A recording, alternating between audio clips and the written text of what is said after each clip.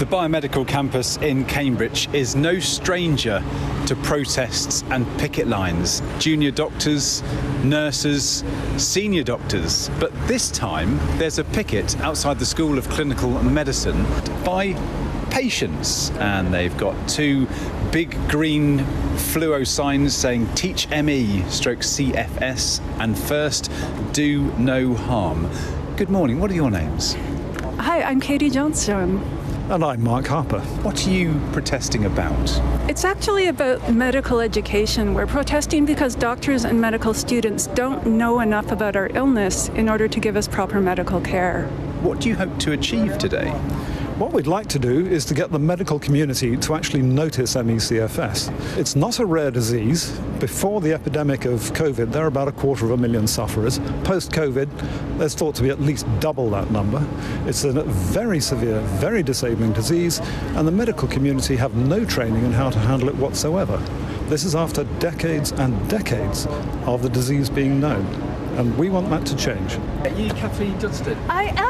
Yes, hi there, I'm Paul Wilkinson. I sent you an email you're last the week. Dean. Yes, Yeah, I I'm am. tired of Yeah, them I've just being- jumped out to a meeting, I'm afraid. I also know of some colleagues of yours in other universities who are fantastic examples of best practice in medical education Great. on ME/CFS. I would love to discuss things further with you. Thank you Okay, for coming great, out to thank you say very hi. much, yes. Well, I think that was the politest ever delivering of a letter or a protest that I've ever seen.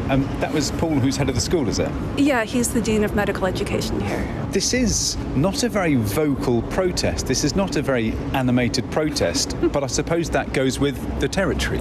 It absolutely does. I have 180 members in my Cambridge group. There's two affiliated groups also in Cambridgeshire, one in Peterborough, one in rural Cambridgeshire, each with about 40 members. Out of all those, we're almost the only people who are well enough to come and protest. Unfortunately, that's the way it is with ME. And we did have a lot of people wanting to come out who, one after another at the last minute, people had to drop out. And we did completely understand that's the way this illness is.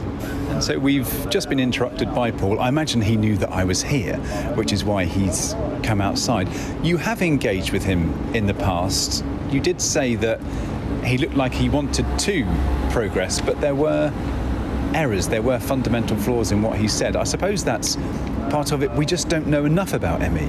That's not the case. We know a lot. It's more that there's a real problem with sort of getting the excellent clinical practice out there, the amazing knowledge that's out there, sort of into the medical mainstream. That's where the problem is. And I do want to say about the Dean here, he did reach out to me with an email. It was a thoughtful and detailed email, and I'm really hoping to have a really fantastically constructive engagement going forwards. I would like to emphasize these problems are really solvable. There are experts who know how to solve them. We just have to get that amazing knowledge of medical education and clinical practice into the medical mainstream and get it being taught in medical schools like here. There have been so many protests at the biomedical campus over the past however many months. They have been quite vocal. Where you are at the moment, have you had much public engagement? In this process right now, no. We've had a few people putting glances our way, and I hope they're registering the fact that ME/CFS is being protested about. But beyond that, no, we haven't. How long are you going to be here for? Because this is tiring. Our initial plan was 15 minutes, and we're not going to stay too far beyond that. We have to look after our health, and staying longer than that, we have to figure that it can cause post-exertional malaise, which is a long-term relapse, so we can't stay very long. The University of Cambridge's School of Clinical Medicine said we recognise ME/CFS as a very real condition affecting many people and causing major disability, and as such take our teaching about this condition very seriously. We regularly review our teaching materials and resources and have recently updated our ME/CFS materials, in particular to keep them in line with the 2021 NICE guidelines.